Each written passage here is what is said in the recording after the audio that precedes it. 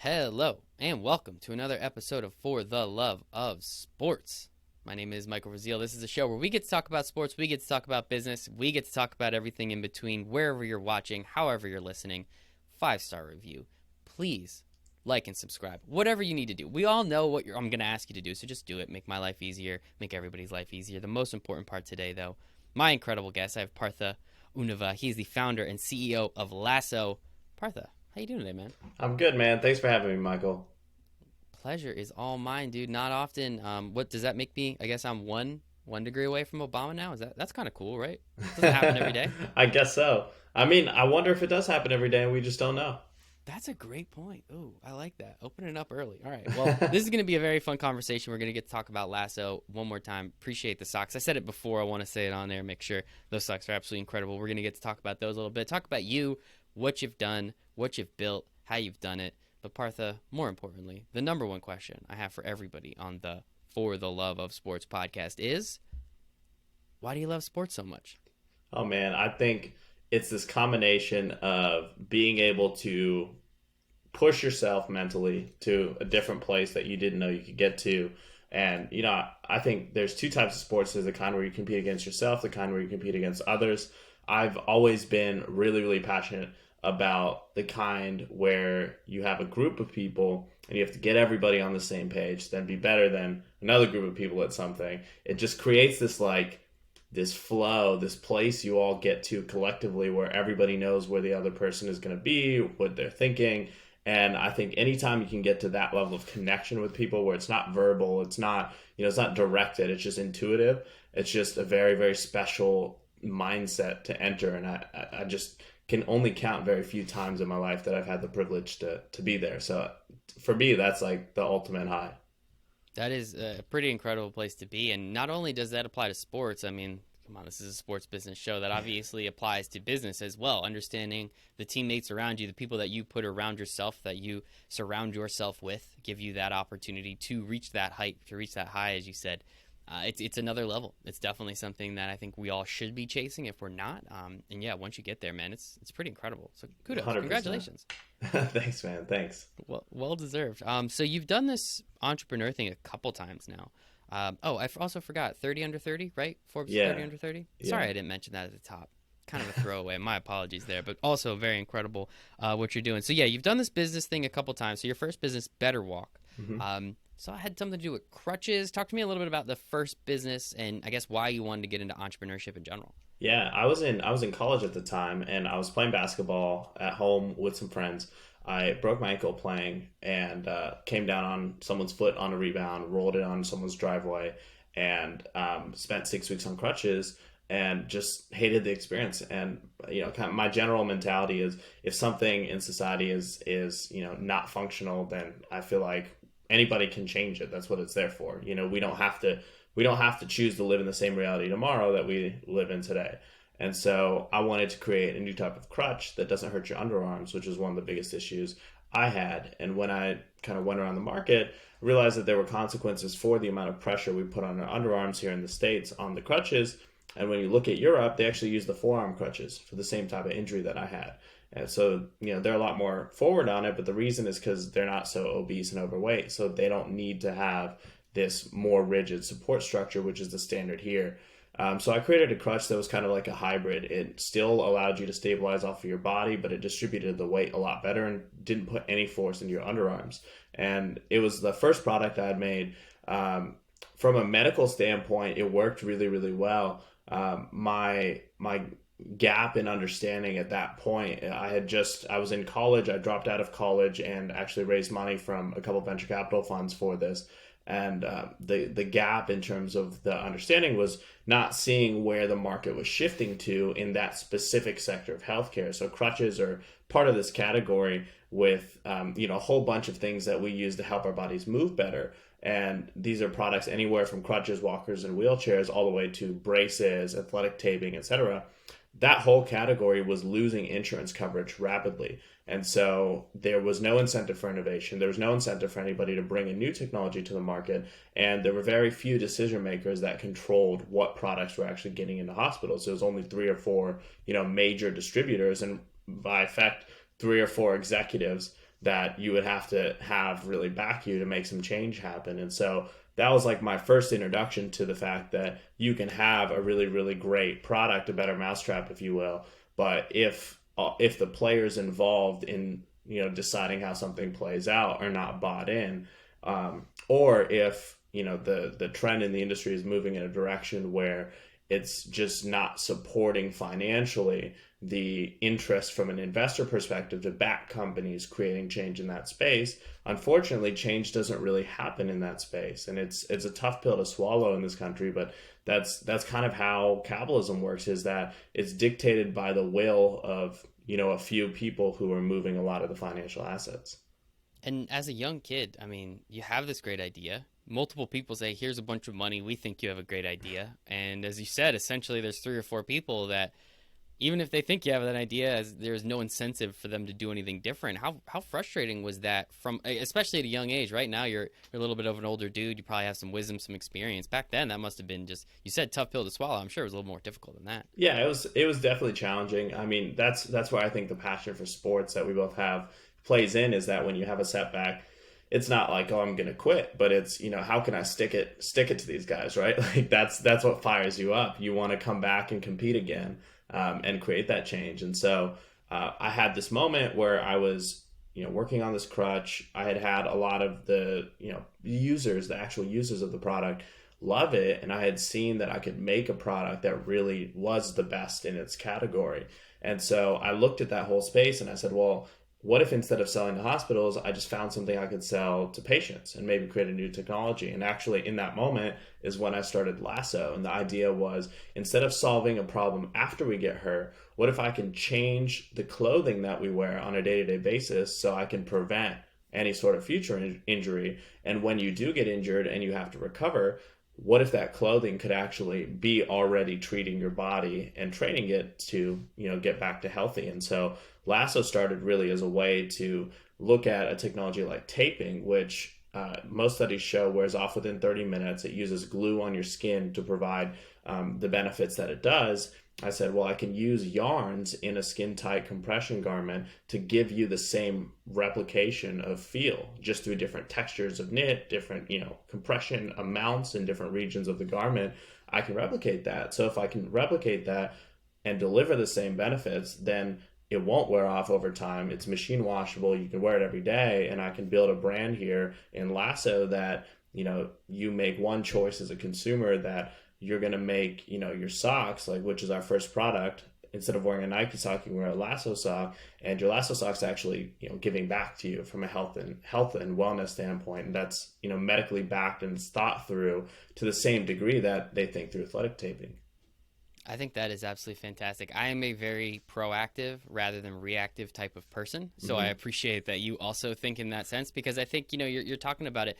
I think, crutches are the best example, right? As you said, like, it's such a reactive, like, oh, you're hurt, now use this, rather than, hey, instead of getting hurt, why don't you try doing this? And now sometimes that hurts people in certain senses, right? Like, it's either financially, someone doesn't want to spend the extra $6 to have a product, where it's like, oh, well, maybe it'll be good, maybe it won't. It's like, well, you could just buy the product that will help no matter what. And that's always something that's really interesting to me to talk to people and understand from. I want to go back to a comment that you said a little earlier. You said, choose to live in the reality, do not choose, or however you said, to choose the reality we live in tomorrow.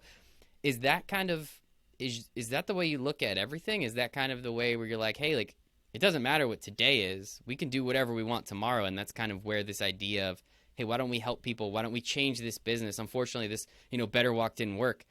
Maybe it's, I choose to do Lasso tomorrow. Like, how do you look at life in that sense? Yeah, I look at it in an even smaller window, from this instant to the absolute next instant, right? So, like, right now, there is a certain existence. There's a certain amount of things, and in the current moment, I can change nothing about what exists, because it's time. I'm bound by time right now. So this is reality. But in the next millisecond, I can do a million things. I have the option to do anything. And usually what constrains us in the next action we take is the fact that we identify with the past version of ourselves. But if we're able to clean the slate and just choose in every second what our action is, what we want to do, without worrying about judgment, without worrying about failing, fear, or any of the things that we're, bound by in this society, then we have the ability to do incredible things in our lives. And the biggest thing I run into with people when I do approach, like whether we're raising money or whether we're explaining to people what Lasso does,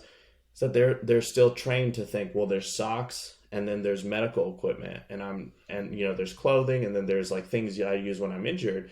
And it's hard to get people to wrap their mind around the fact that what if we just wiped the slate and we said everything we wear gives back to us? What if we just wiped the slate and said everything we eat gives back to us? You know what I mean? Like there's so much we can reinvent in this society, and I feel like we all choose not to because we say, well, no, that can't be real, and why can't it be? Our thoughts are the only reason it can't. 100%. You are speaking my language, man. I talk to myself about this stuff constantly, and I talk to other people about it, and I think it's really important, and I appreciate you kind of going into it. Another one that I love, control what you can control. You said it before, right? That's something that I try and live every single day, every single moment, as you said, because that's the only thing we can do, right? And you can control your thoughts. You can control the way you feel about something. So as you said, like it was a tough pill to swallow when you realized, hey, this is just a piece or a part of the industry that I can't really change.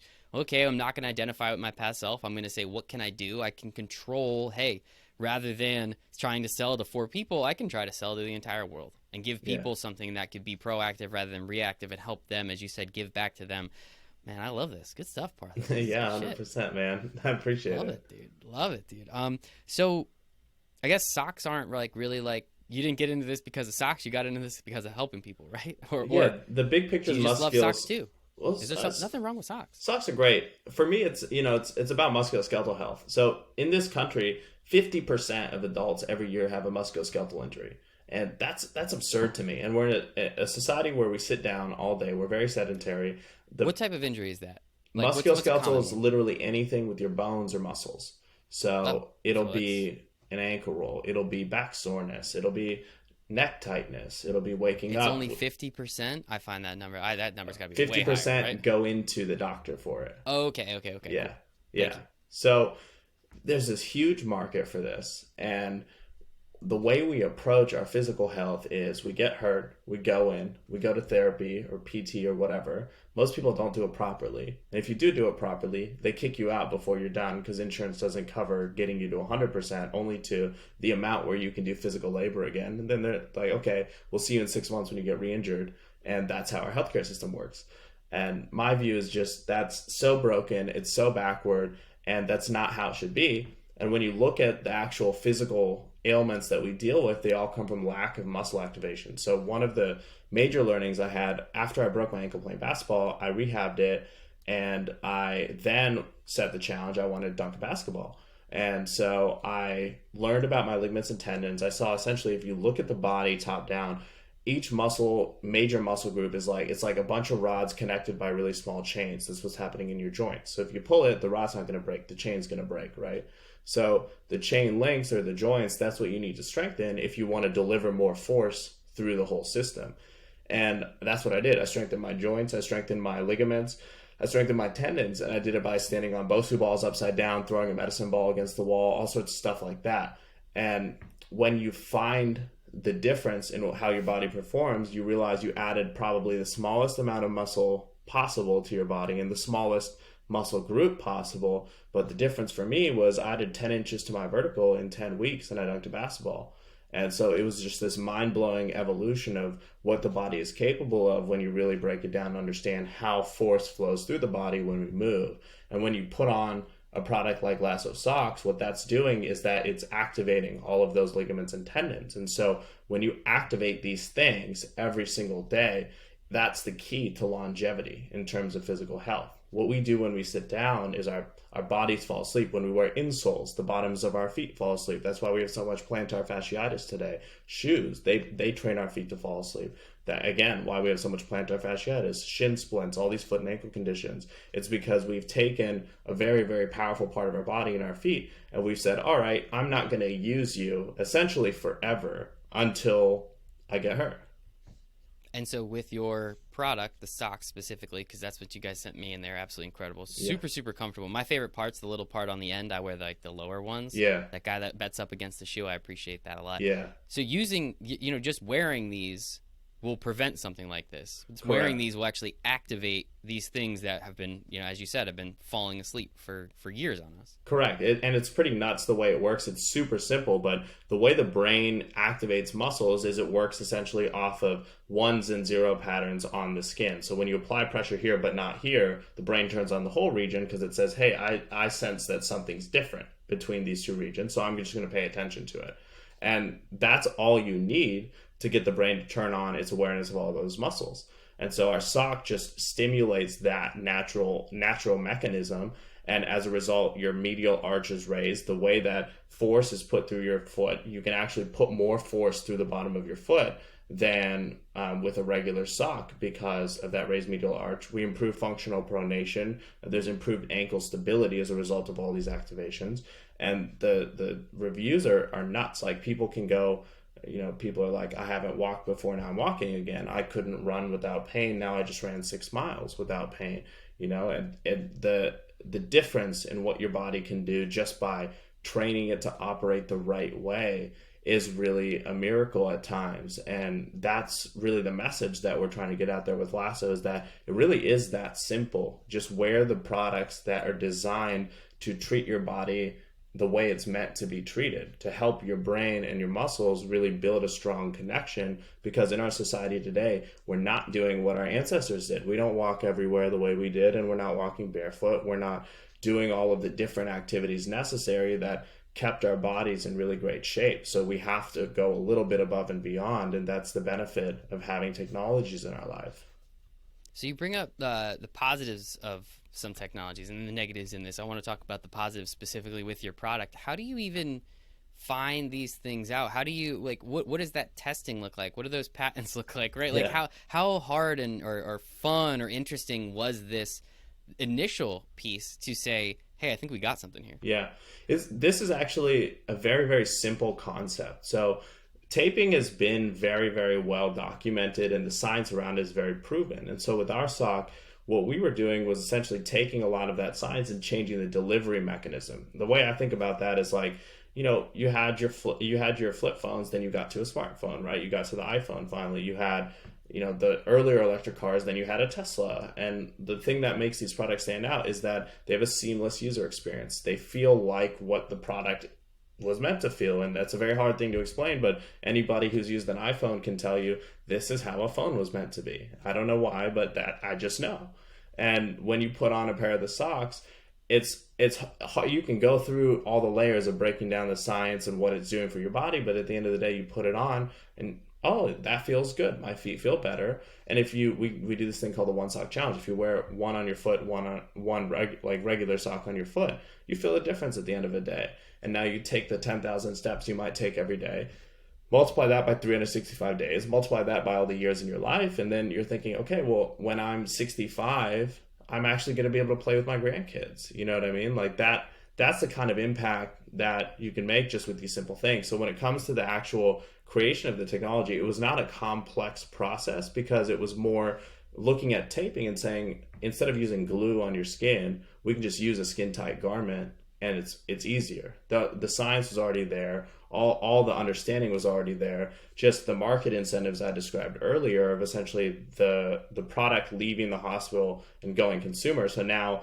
all the taping and bracing went from prescribed by your doctor and sold in the hospital to Amazon, to Walmart, to CVS, to Walgreens. And that's where people were going. So all of a sudden it's this sector that's very consumer heavy right now, and it got incredibly commoditized as a result, which means it's ripe for innovation. There's a huge potential for disruption, but more importantly, capital can start to pay attention to that sector from an investment standpoint to actually fund businesses to make that change. If it was so easy, why didn't Nike and Adidas and all those sock creators, why didn't they think about something like this? So they definitely did do their own prototypes. I mean, I know Adidas, I think in the 90s, did something similar where they were trying to mimic taping, but it's really all about market timing at the end of the day.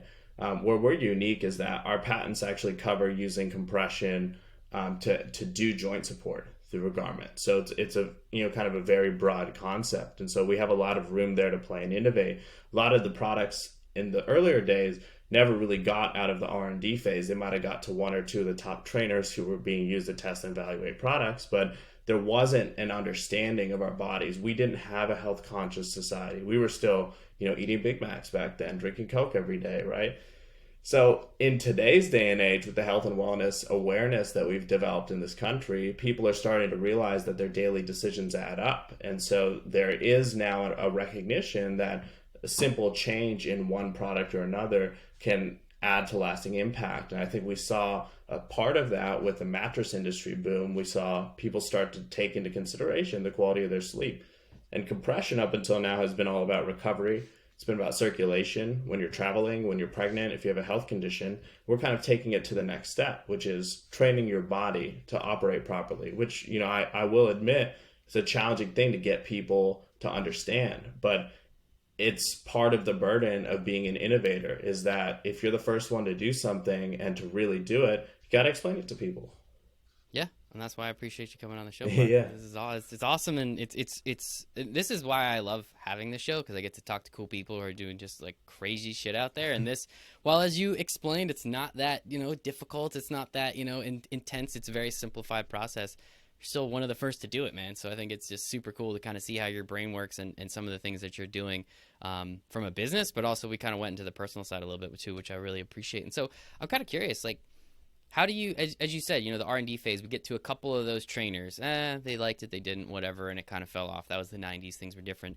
How did you guys go about getting this product onto people's feet, if I may, and just really like give them that opportunity, and then go to the athletes, the teams, the leagues, anything along those lines? Because once you get those top tier people talking about it, right, there's going to be that trickle down effect. So I'm curious, how did you guys start that process in the beginning, and kind of where are you at now? Yeah, it was surprising. Like right after we got our first shipment of the product, one of my friends just passed it to one of his friends who happened to be a receiver on the Vikings, and so it was being worn on an NFL field like the first week. Isn't that? Would you look at that? Yeah, cool. So it was just one of those things. And another friend gave a pair to Champ Bailey, and about a month later, he hit me up. He's like, "Hey, I want to invest. I want to be a part of this thing." And so that's how we really got Lasso off the ground. We were coming off the heels of Better Walk. We were, evolving from essentially approaching healthcare from this mindset of rehab to, hey, let's look at, now that there's a consumer wave started, let's look at approaching it differently. And yeah, I mean, it's funny because none of the pro athlete kind of side of things was a coordinated effort. I think if I approach it now, it would be, because I know more people now. But I think when a product, when you can just use it and it works, it makes the job of getting it into the world a lot easier. I just had to send it to people, and they put it on, they felt the difference, and they were passionate immediately because they knew the difference it made for their health and for their movement, especially a top caliber athlete. So I remember one of the earlier ones who was very passionate about it was Cam Newton. And it was just because I met him through one of the training facilities that we just gave socks to give to players. And the doctor there called me in, had me FaceTime with Cam, brought me in to actually meet him and give him the socks. And Cam, ever since then, every team he's played for has ordered 100 pairs every season, because he wears them every day during practice and during games. And so it's just this thing where when it resonates, I feel like it makes it easier when you're selling something that, maybe is a little bit more ambiguous, or maybe doesn't really have a real clear effect for somebody. That makes the process very difficult. Yeah, and now you're capable again of getting some of those top tier athletes, and it's an interesting game, right? Like, hey, just a friend of mine just happened to give it to a receiver on the Vikings. Champ Bailey just was happened to be another connection away. So it's always interesting kind of how those things work. I don't believe in luck. I believe in working extremely hard and putting yourself in the right place at the right time, which clearly you've been able to do multiple times throughout your life and your career. So I think it's just interesting. That's just pretty cool, man. Yeah, what are the chances? And it just so happened that it led to an investor, and then it led to the opportunity to get in front of Cam Newton. And I'm sure he alone, if he's ordering hundreds of pairs of socks every year, you can kind of check that on the budget. It's like, oh, we know Cam's going to be ordering this year, so that's always pretty nice too. I'm curious. So going back to the sock itself, I understand you guys have a patent, but the way you're explaining it, it just sounds like a compression sock. And I have compression socks, like other compression socks. Like, what exactly are you guys doing different, if you're allowed to tell us, that is different than just your run-of-the-mill hey, I went to Under Armour and grabbed a pair of compression socks from there. Yeah, totally. The easiest way to explain it is that our sock does what taping does. So taping is like KTape specifically, Yeah. kinesiology tape. It activates ligaments and tendons, and the patterns in which that tape is applied are specific patterns to the body based on our anatomy that work to activate those ligaments and tendons. No other sock on the market does that. So when you look at the data, our sock's actually been measured to have the greatest influence on the musculoskeletal system of any sock ever made. And it's such a drastic difference. When we expanded to one of the larger sock factories in the world recently, and when we had them start working on the sock and we sent them samples, they wanted to get on a call, and they were like, I don't know what you've done here, but this is the most incredible sock we've ever seen. And these people have been making socks for 50 years for most of the world. And so you see that there's this clear recognition by the people who understand the space that this product can do things that they didn't imagine the product could do. And it's just because you can look at something that is useful and beneficial in taping and bring those benefits over. The regular compression socks in the market, really everything except Lasso, it's going to help you with your circulation, and Lasso does that as well. But that's been the extent to which compression has been developed. And there's, a lot of reasons why, but I mean, it as much as anybody else, Michael, is like when you start to lean in and bring your unique twist and unique energy to something, you realize so many people are scared to put themselves out there to the extent and not willing to fail, not willing to look dumb, not willing to try something new. And so the idea, there's no way I'm the first one to have the idea. I'm just the first one in the current era to act on it in a meaningful way. Yeah, to just keep pushing it further, man. I mean, so many people, what is it? The last mile is the emptiest, the final mile is the emptiest, or the extra mile. There we go. The extra mile is the emptiest because no one's running it, right? And it sounds like you're definitely running it, and you got some sweet socks on while you're doing it. So this, we're telling the story, and it's been puppy dogs and rainbows the whole time, right? This has been the easiest thing in the world. But I'm sure there was some speed bumps, there was some obstacles, if I may, along the way. Maybe a cease and desist letter from one of our favorite corporations or something. But what have you guys, what are some of the things? Again, you've made it sound so sweet and easy. I'm sure there was some difficulties, right? I'm sure. I mean, I'm not. That didn't sound so sure. I'm not like a negative thinker at all. Me in neither. that way. Oh yeah. No. I'm only for positivity on this show. I yell at people when they talk negative, but I mean, you're an entrepreneur. Some shit goes wrong every once in a while, right? Yeah, for sure. I think I'm fortunate in that I was able to build a mindset early where I started to look at things that may not be optimal, not as a negative thing to me, but essentially like reframing it to be like, okay, my plan wasn't as good as God's plan, essentially, right? So if the universe has a plan and a path for this thing to happen, then clearly my vision is not going to be as great as the universe's vision. And so that's kind of how I see things. Anytime I run into a roadblock, it's like, okay, I took a wrong path. I learned something. That's great. Let me keep it moving, keep going on to the next one. But there's definitely been a lot of moments that have been very challenging for me personally. And it's really just like, I think every time it's reconciling the fact that things didn't go how you wanted them to go and measuring that against like the programming within you that causes that to bother you. So like for me, it was just, it was all this achievement stuff. Like I got a lot of awards for Better Walk, a lot of recognition, but I didn't really see the company take off financially the way I wanted it to. With Lasso, it's been a very different process. We've gotten awards and recognitions, but me personally, I've really stayed out of the limelight in that way. I haven't put myself in, I haven't been judging pitch competitions. I haven't been doing too much speaking. I haven't been doing any of the stuff that would feed the ego in that way. I have been focusing on my team, focusing on our financials, focusing on improving the business. And it's, a humbler way of doing it that I think has brought me better results than kind of the first time around. So it's all just been, I think, personal growth and evolution. But I think that's the beauty of entrepreneurship, is that it's like pro sports in that you have no real safety net. You have to put yourself out there. The expectation is essentially that you're Elon all the time. Everyone just expects you to be brilliant. And you either have to live up to that in terms of your boldness and energy and your own confidence, and just understand that other people's expectations can affect you, or you'll fold and break in the process. But I think what most people find is that when those are the two, when your worst case scenario is, okay, well, I might fail, but I'll still be right where I am. When you start to acknowledge that, then all right, well, I could get a job anytime. And the further I've gone down this road, my escape plan, if you will, is an extremely high paying situation, right? When you develop all of these things. So what's the risk? You know what I mean? What, like, I'm not going to sell out on myself. I'd rather, stick to the struggle, like work this thing out. And I think there's like a pride that builds around doing it on your own terms after a certain point when you've hit the wall a number of times. But I think there's a definite like amount of difficulty you have to experience to get tough enough to understand that the things that are happening are not happening to you, they're happening for you.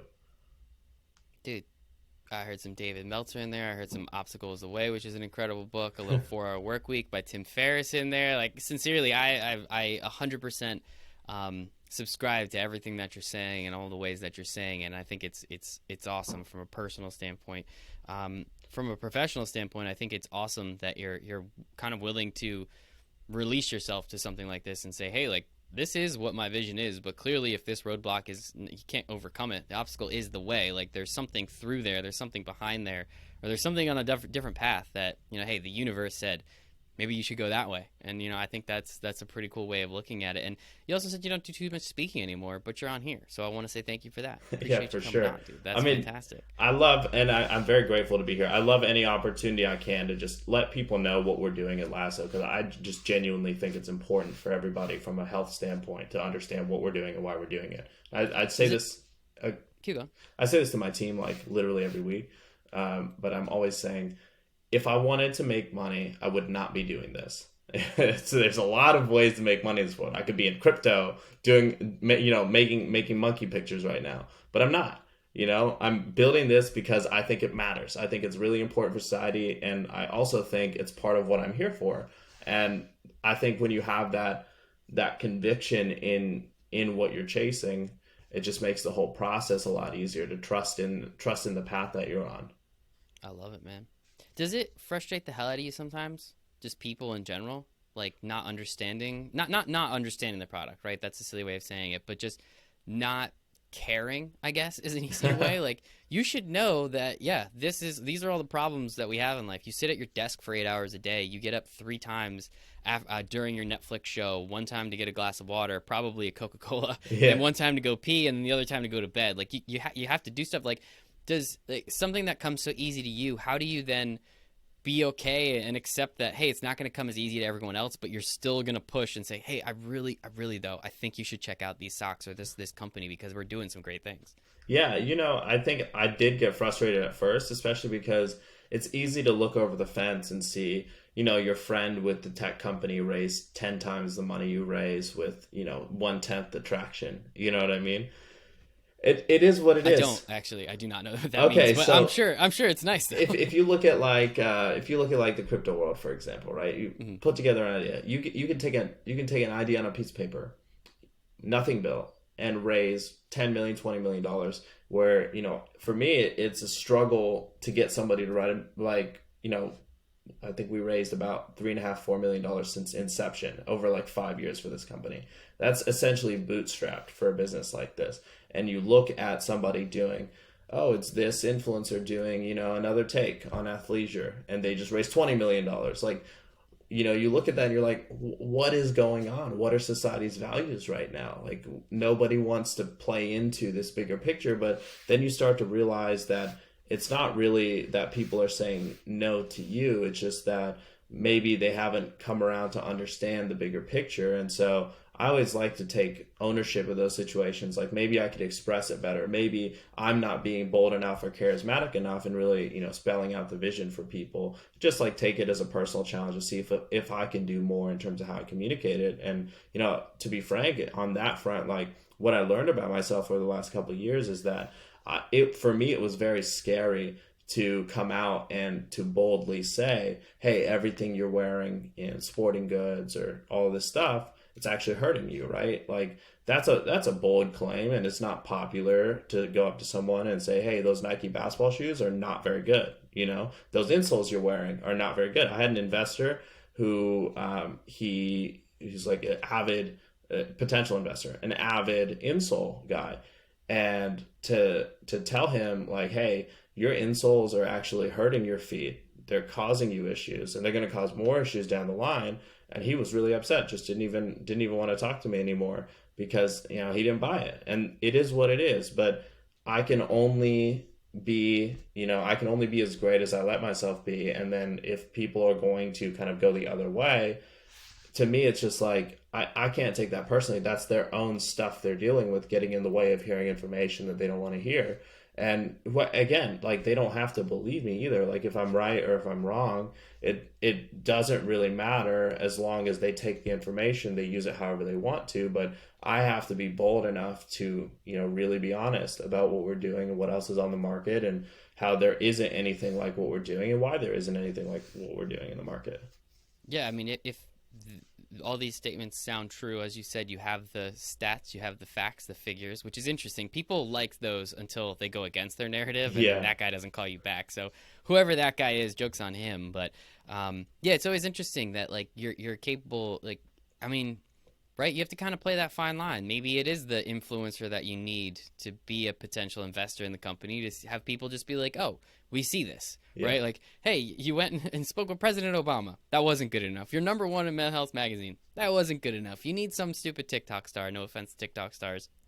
Just talk about your socks. Maybe that's it, right? Like, that's, as you said, the values of society right now. We don't have to, like, spill it all out. But I think you and I are in the same place where it comes to when we kind of know what people want, and fish got to eat. That's what my brother always tells me. Fish got to eat. So I'm curious though, like, how with all your connections within the sports world and everything that you have, $3 to $5 million. I can't remember the number that you said before. 3.5 maybe. Like, that sounds like a very small number. And just with just a couple phone calls, it sounds like you'd be able to get a couple more NFL athletes or NBA athletes or go. Why is Kevin Durant in the boardroom? Why have they not invested in what you guys are doing? You want to know something crazy? KD, I sent him some socks for his Achilles rehab. I sent him to Rich Kleiman. I was like, hey, you want to get involved? Rich was like, we're too close to Nike, but he loves the socks. I was like, well, great, I guess. I'm happy to provide this healthcare. Yeah. But yeah, right. I mean, I'm a big KD fan too. So it was tough. It's a tough pill to swallow, but the industry is set up in certain ways. Like a big thing that we experience. I'll give you an example. I was reaching out to an investor, a fund, the other day.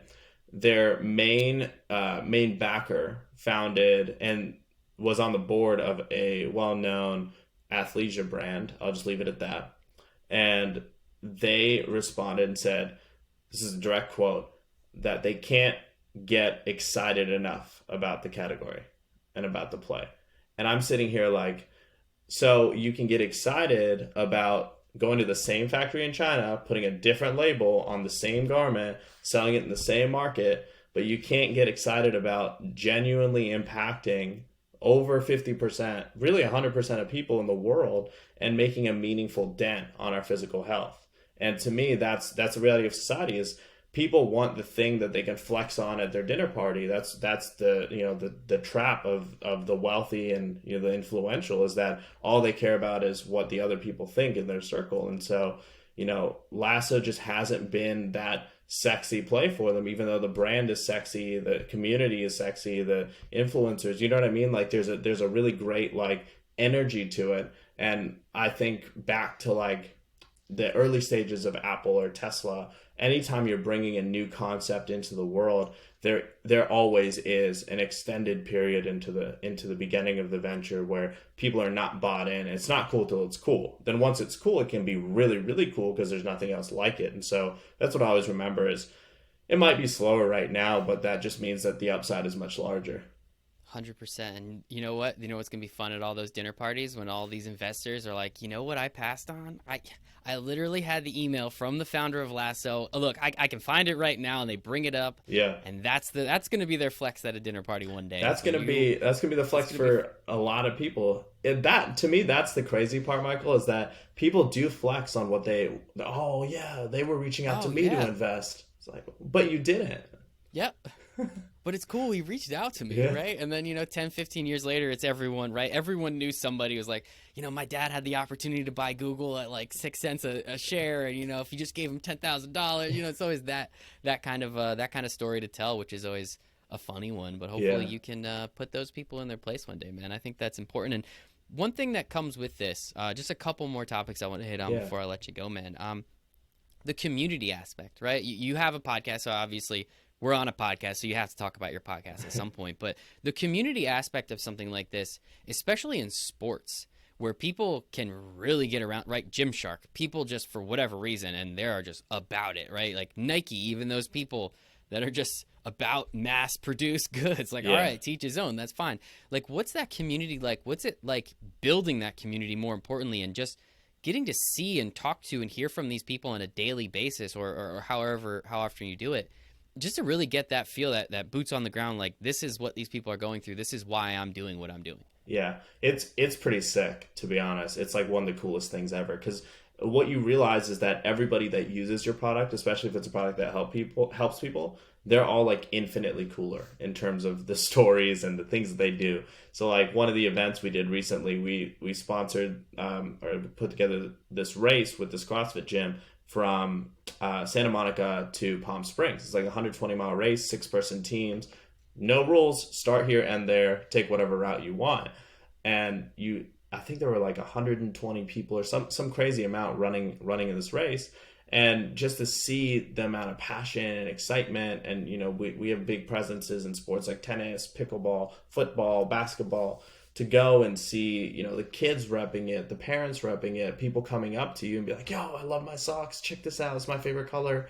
It's like, it's the most insane thing, and they all bring this level of joy and charisma. It's like, that's what you do it for at the end of the day. And then you go home and you sit there and you're like, wow, like whether we there's always a deal that you could do or couldn't do. There's always an opportunity you're going after. You're always focused on the next thing. But when you see that, you're like, this is the real thing. It's like creating the experience for people. And it's when somebody says, hey, I had this injury and I can play now pain free. That we have a lot of moms that buy the product for their kids for youth sports.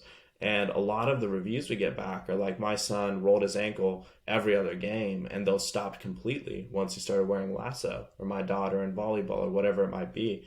And to know that you can make that kind of impact on someone's life is really meaningful.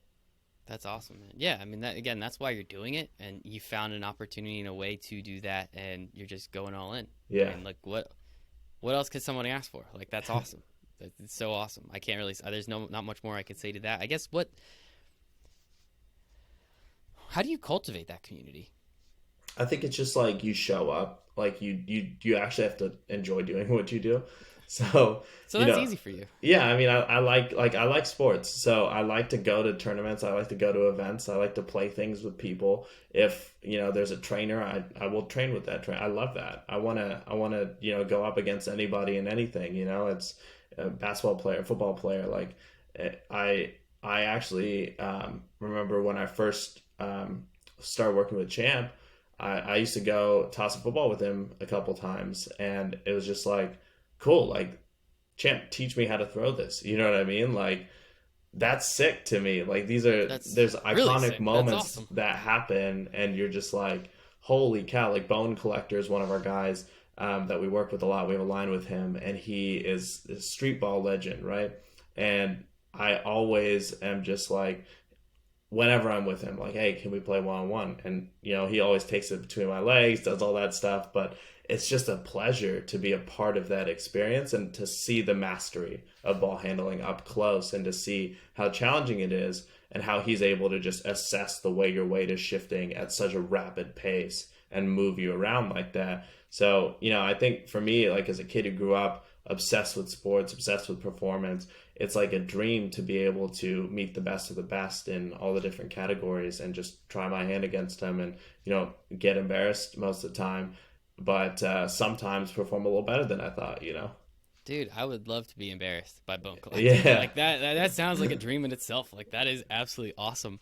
And you talk about, these athletes that you looked up to and these sports that you've played your whole life. One cool thing that I found on the internet, wasn't too difficult to find, but it was still really cool, the Team Lasso in NBA Live. Like you had your own jersey in Yeah. NBA Live. This was a couple years ago, so I don't know if it's still there or if it's still going or what. But like, what? How does something like that even come about? Because I feel like that's not just like a hey, you want to do this? Like I don't think anybody's just like yeah, sure, frig it, we'll throw a jersey on there. Like what's that like, and how does that even come about? This is the craziest story, and I don't think I've told this one before, but I had nothing to do with that.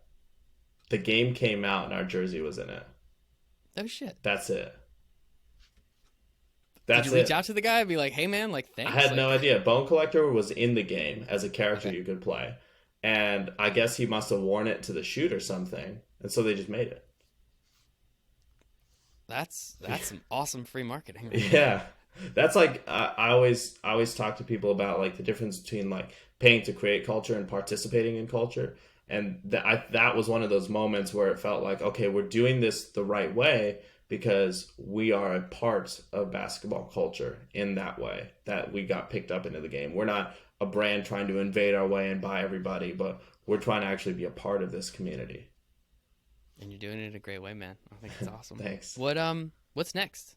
We've been Uh, talking about socks this whole time, and I'm sure compression is all over the body. I see the sweatshirt that you're wearing. Like, yeah. what are some of the cool stuff that you guys you're working on or have out or thinking about, pontificating about that's going to be coming up soon? Yeah, we got a few cool things. We got knee sleeves and arm sleeves coming out this fall. Next year, we're doing a compression short, leggings.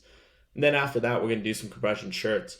The idea behind all of this stuff is that every joint that it covers, we're actually going to have our technology in there the same way it's in the sock to give you the same feeling. So the knee sleeve, the arm sleeve, they both activate all the ligaments and tendons around the joint. And when I wear the arm sleeve, I have one of the prototypes here. I always wear it when I go play basketball at the gym, just to pay attention to the difference in my shot. Like, can I get the arc higher? Can I get more spin on the shot? Because you do feel this kind of like extra slingshot effect when you wear it. And my thought is, I wonder what kind of exciting things we're going to be able to unlock in terms of, allowing people to do things that they haven't done before with their bodies with all these products. And my view is like, our running shorts have liners, everyone wears leggings to yoga. Everybody has, a liner underneath their shirt, especially when they play football and stuff, when they're putting the pads on over top. Are there ways we can use these products to just give you that extra little bit of activation to help you do things that you can't do without the products? That's awesome, man. It's smart. It makes sense. It's coming. I'm excited for them. I'll make sure to reach out to Marlon when some of this stuff comes Oh out. We yeah. can get you back on the show, man. That was awesome. Thank you again to Marlon. Last thing, your podcast. Tell me a little bit about it. Why'd you get into the podcast again? It's a ruthless game out here, man. Yeah. I don't know if you're ready for it. Yeah, it's this Talk to me a little podcast. It's called the Pilot Boys Podcast. I do it with my friend V, he's our director of partnerships at Lasso. We both met kind of just through happenstance. I was actually a guest on it originally, and when the original co-host left, I came on to fill the gap about a year and a half, almost 2 years ago now. And we do it every week, a couple episodes a week, and it's just this covers everything, kind of, sports, business, life, politics, everything. And the whole perspective is that all of your greatness comes from being yourself. We're all unique. We're all wired for a specific purpose here. We want people to rise above the chaos and the noise and all the things that people are trying to distract you with and realize that their true power is internal, not external. And they don't need anything else to be, the best version of themselves. And so do that. We talk sports, we share our ridiculous takes on whatever the current event is. And then we have a ton of interviews as well, just to get into people's heads, see how they operate, see what they're thinking about different things. So it's so much fun. I mean, I'm pretty talkative, so I really like to have an outlet where I can reflect on things and think about life and chat. And I'm not sure how you approach this side of it, but my view is, whatever I put out there, I feel very confident it'll reach the people it's meant to reach, whether that's 10, whether that's 10,000 or 10 million or whatever. And so, that's kind of our philosophy. It's not really about the volume, but it's more about the authenticity of the perspective and being truly ourselves in that process, because that's what we're preaching, instead of trying to, we don't have to dive into politics and take a side to try and get more views, because it's really, in this game, it's like you can go one way and build a following. You can go another way and build a following. But our view is, if you're taking a side, you're wrong. Like we're all humanity. We're all people. We're all in this together. So why are we splitting each other up? Like that's not the point here. I couldn't agree more. I hate politics, and I could Yeah. not agree more with that last statement. If you pick a side, you're automatically wrong. Yeah. I 100% subscribe to that way of thinking. This is awesome, man. Partha, you have been incredible. I sincerely appreciate the time, the perspective, everything that you're doing to just help the world. I don't think there's enough people like you out there, so we need a couple more. So Thanks so just want to much. say appreciate you for that, man. Where can we learn more about the show, your socials? Give me all that stuff. I'll put everything in the show notes for YouTube. It'll be on the show notes for the podcast as well. So where can we find out a little bit more about Lasso, Yeah. you, everything you got going on? Lasso, everything is at www.lassogear.com. All the social handles are at Lasso Gear, Gear. Me personally is at Stay Moving Partha on Twitter, at Partha Chirps. I'm going to put an asterisk on that one. I say some ridiculous things on there, and Love it. it's in my bio. I say willing to look dumb in public. So just remember that if I do look dumb, that's a choice. I love that, man. That's fantastic. Good. And you probably don't look that dumb. Probably just say some funny things. People maybe get a laugh. I think that's awesome. But sincerely, man, time's the only thing we don't get more of. So I appreciate you giving me some of yours. I appreciate the people listening and watching. Appreciate them giving me some of theirs as well. And I sincerely can't say enough about how I agree with a lot of the things you're doing, a lot of things you're saying, and how I appreciate you for that. So this has been great, man. Thank you, and thanks everyone for listening. Appreciate it. Bye, everyone.